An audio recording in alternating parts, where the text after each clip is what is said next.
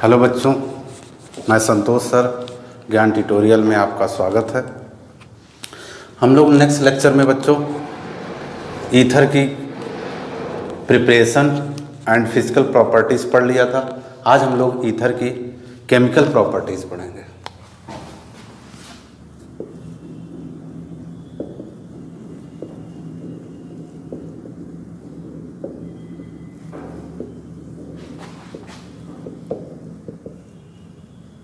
Chemical properties of ether. Chemical properties of ether. तो पहला है बच्चों हैलोजिनेशन। हैलोजिनेशन हैलोजिनेशन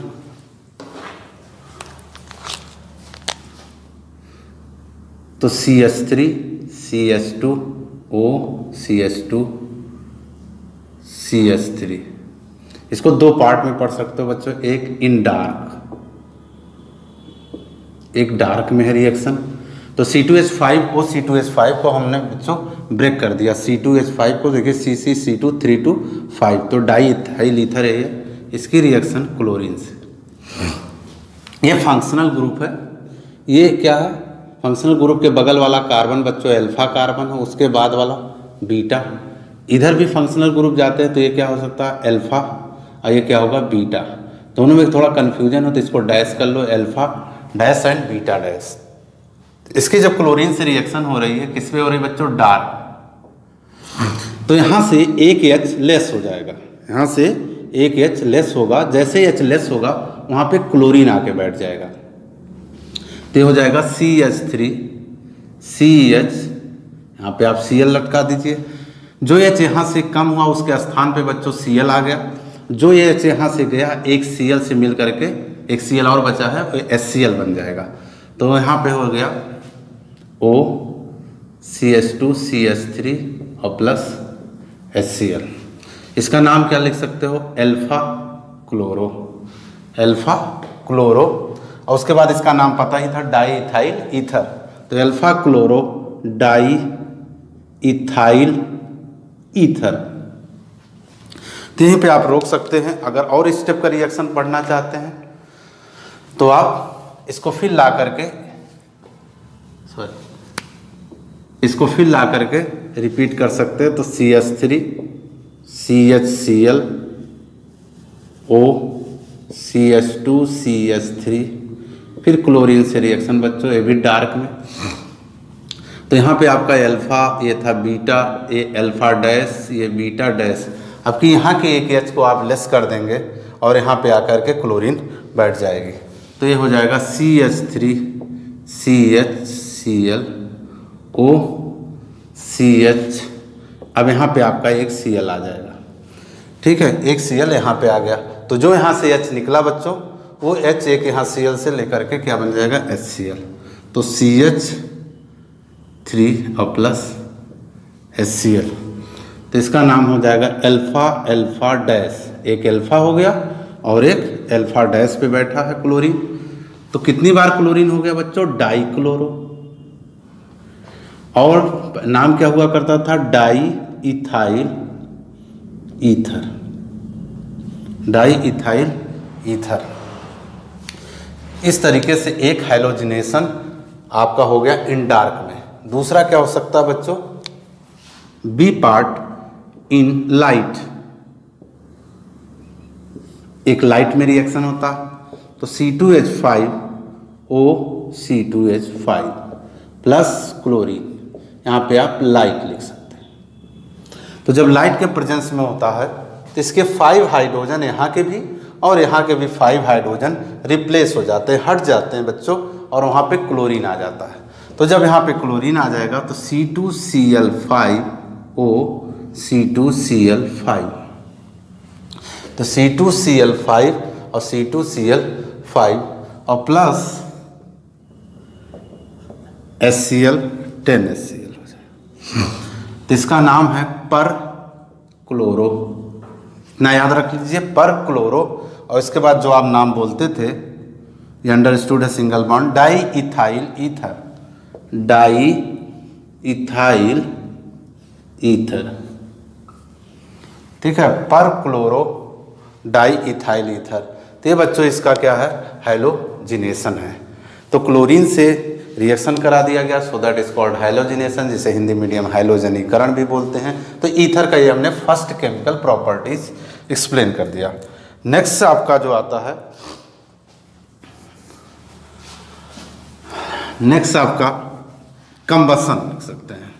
तो कंबसन रिएक्शन किससे होगी, अक्सर ऑक्सीजन से।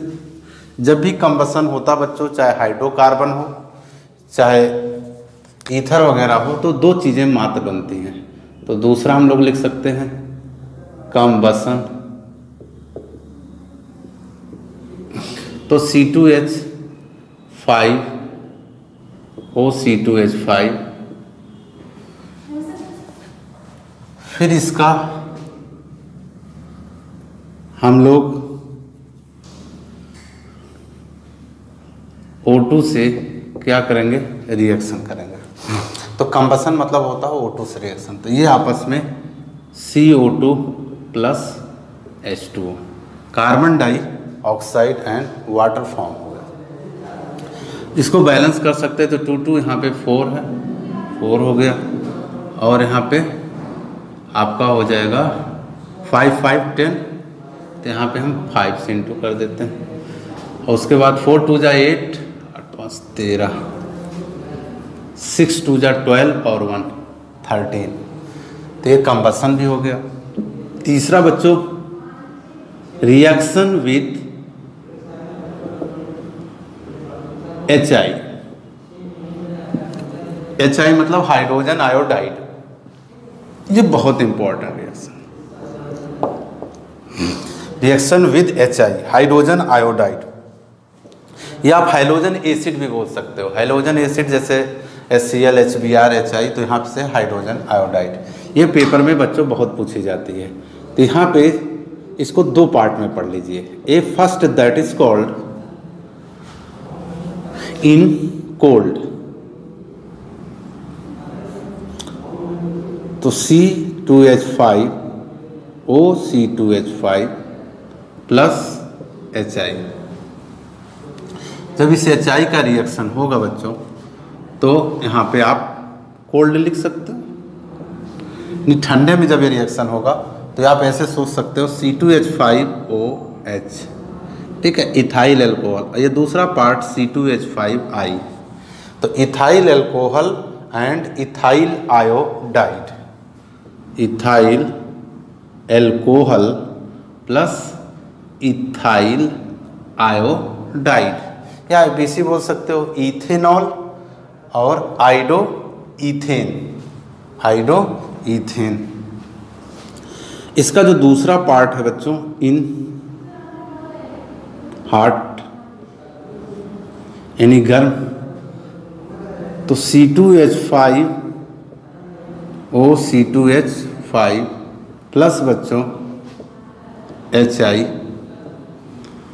कोल्ड यहाँ पे आप हॉट लिख सकते हो या हीट लिख सकते हो, ठीक है।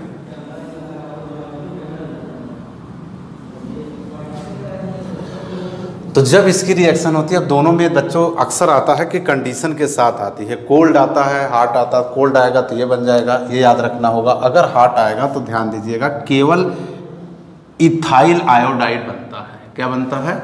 इथाइल आयोडाइड और प्लस H2।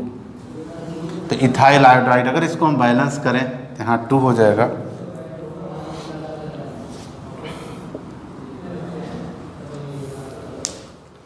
ठीक है, तो ये दोनों में डिफरेंस देख लीजिए। जब ये है कोल्ड में तो इथाइल अल्कोहल, इथाइल आयोडाइड, और जब एक्सेस में है तो केवल इथाइल आयोडाइड बन रहा है, इथाइल अल्कोहल नहीं फॉर्म हो रहा है। उसके साथ स्थान पे क्या बन रहा है? वाटर बन रहा है। ये ध्यान देंगे, बहुत इंपॉर्टेंट रिएक्शन है, ए और बी पार्ट। तो थर्ड रिएक्शन हो गया।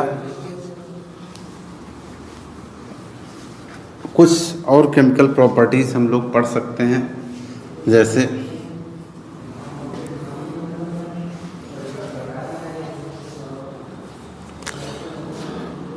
फोर्थ अगर नंबर आ रहा, रिएक्शन विद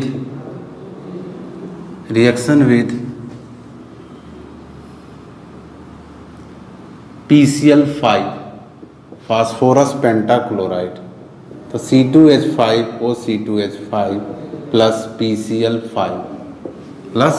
PCl5 तो यहाँ पे हो जाएगा C2H5Cl।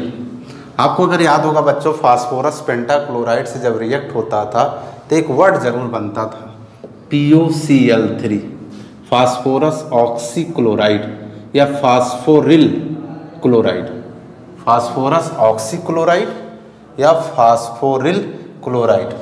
बैलेंस कर लेंगे।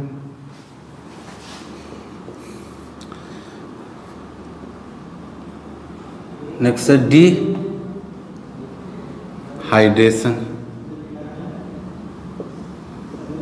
डिहाइड्रेशन, तो C2H5O, C2H5, ये Al2O3 के प्रेजेंस में आप लिख सकते हैं, तो यहाँ से C2H4 और प्लस H2O क्या फॉर्म हो गया, ईथीन। तो वाटर निकलने को बच्चों क्या कहते हैं, dehydration, it means removal of water. और यहाँ पे जो ये जिसके प्रेजेंस में रिएक्शन हो रहा, आप इसे बोल सकते हो डिहाइड्रेटिंग एजेंट। तो इस तरीके से यहाँ पे Al2O3 आपका क्या काम कर रहा है, डिहाइड्रेटिंग एजेंट का काम कर रहा है। तो इसके अंदर से वाटर निकल गया। एक यहाँ टेम्परेचर अगर याद हो 633 केल्विन। एक देखिए वाटर से रिएक्शन हो, या इसे आप बोल सकते हो हाइड्रोलिसिस।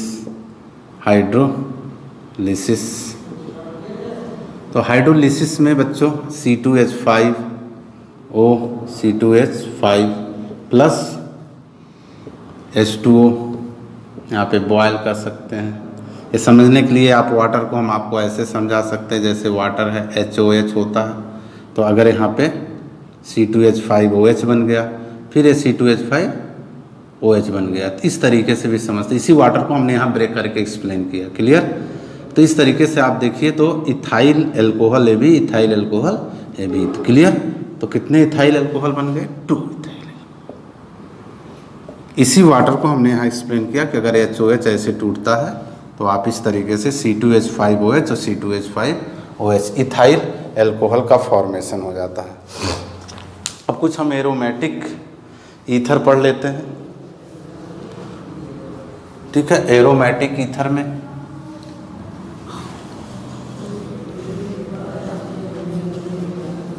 तो एरोमेटिक ईथर आपके कोर्स में जो होगा बच्चों, आप जानते हैं यहाँ पे इस तरीके से आपने बेंजीन टाइप स्ट्रक्चर, बेंजीन बन गया, ऊपर OCH3 लिख दीजिए, तो ये आपका हो गया मिथाइल, इसे फिनाइल बोल सकते हो, मिथाइल फिनाइल।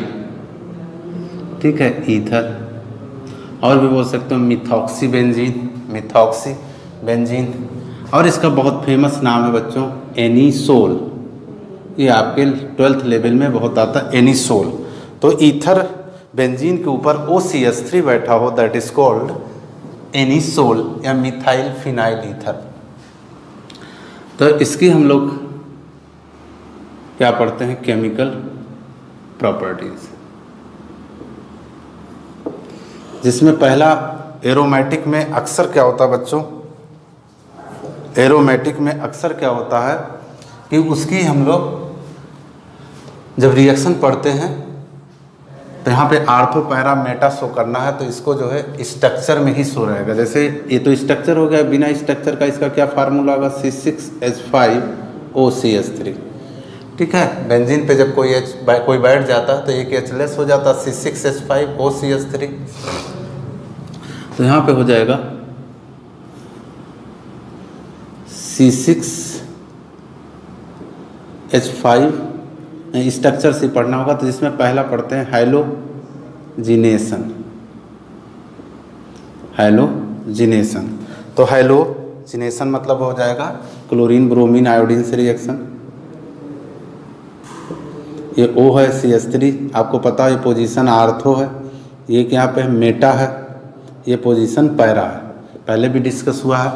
तो हैलोजिनेशन में हम लोग मान लो ब्रोमीन से करा रहे हैं तो स्पेशली हम लोग ब्रोमिनेशन भी बोल सकते हैं, ब्रोमिनेशन भी बोल सकते हैं। तो ये पैरा पे बैठेगा, ध्यान दीजिएगा, आर्थो या पैरा पे। तो यहाँ पे OCH3 हुआ, ये तो पहले से बैठा हुआ बच्चों, ठीक है, OCH3 पहले से बैठा है।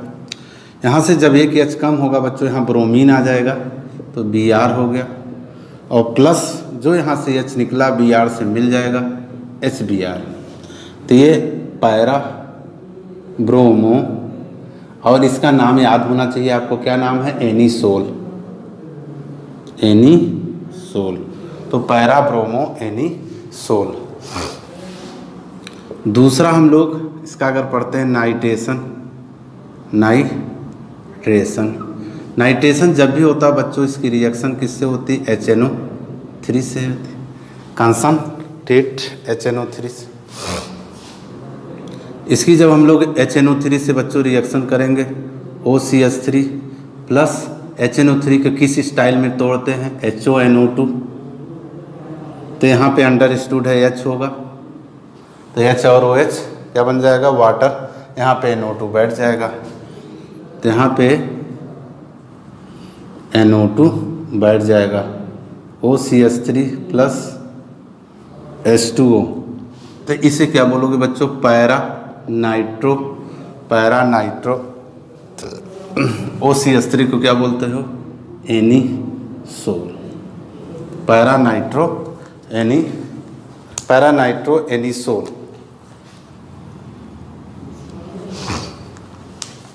तो पैरा नाइट्रो एनीसोल हो जाएगा आपका। यहाँ कंसंट्रेट H2SO4 के प्रेजेंस में रिएक्शन होगा।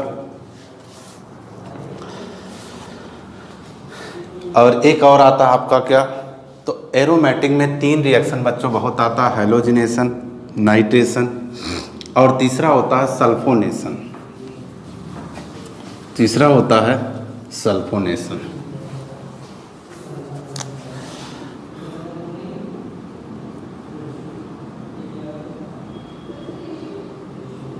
सल्फोनेशन, इसकी रिएक्शन बच्चों होगा H2SO4। तो इसका जब भी रिएक्शन होता है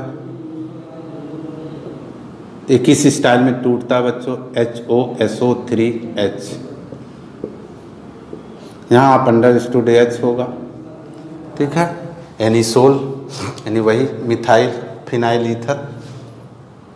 इसका जब कंसंट्रेट H2SO4 से रिएक्शन होगा, OH और H2O बच्चों क्या बैठ जाएगा यहाँ पे, SO3H। तो यहाँ पे आ जाएगा OCH3 SO3H प्लस H2O। तो इसको आप बोल सकते हो सल्फो, और ये क्या है, एनीसोल, सल्फो एनीसोल। या इसको इस पे ले जाते हो, OCH3 को दिमाग में रखते हो तो ये हो जाएगा मेथॉक्सी, मेथॉक्सी हो गया। अब ये जब मेथॉक्सी हो गया, अब इसको भूलिए। तो जब बेंजीन में SO3H बैठा होता है, बेंजीन में SO3H होता है तो क्या बोलते हो, बेंजीन सल्फोनिक एसिड। हमने ऑर्गेनिक के पहले ही लेक्चर में आप लोगों को फार्मूले लिख दिए था। तो मेथॉक्सी बेंजीन सल्फोनिक एसिड। इस तरह से कैसे आप इसके ये रिएक्शन पढ़ लिया। इसी में आप एक आता है फ्रीडल क्राफ्ट रिएक्शन। ये आप अक्सर पढ़ते आ रहे होंगे, फर्स्ट ईयर से आप पढ़ते आ रहे होंगे कि फ्रीडल क्राफ्ट। तो फ्रीडल क्राफ्ट में 2 रिएक्शन आता है बच्चों। एक का नाम होता है एल्काइलेशन। इसमें अक्सर बच्चों मिथाइल क्लोराइड इथाइल क्लोराइड से रिएक्शन होता है। तो यहाँ पे OCH3 और प्लस मिथाइल क्लोराइड से रिएक्शन करा दिया। एनहाइड्रस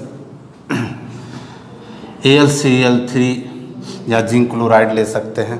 तो यहाँ पे एनहाइड्रस AlCl3 के प्रेजेंस में होता है। तो जब मिथाइल क्लोराइड रिएक्शन होता है तो यहाँ पे आपका क्या बैठा है, समझने के लिए। तो ये क्या बन जाएगा, अंडर स्टूड सी से एच जुड़ा होता है HCl, यहाँ पे क्या आ जाएगा CH3। तो हो गया OCH3 और यहाँ पे क्या आ गया CH3 और प्लस HCl। अब अगर इसको हम ये मान लेते हैं मिथॉक्सी, तो फिर बच्चों मिथॉक्सी मान लिया तो बेंजीन के ऊपर अगर CH3 बैठा हो तो उसे क्या बोलते हो, टाइलुइन। तो मेथॉक्सी टाइलुइन, मेथॉक्सी टाइलुइन।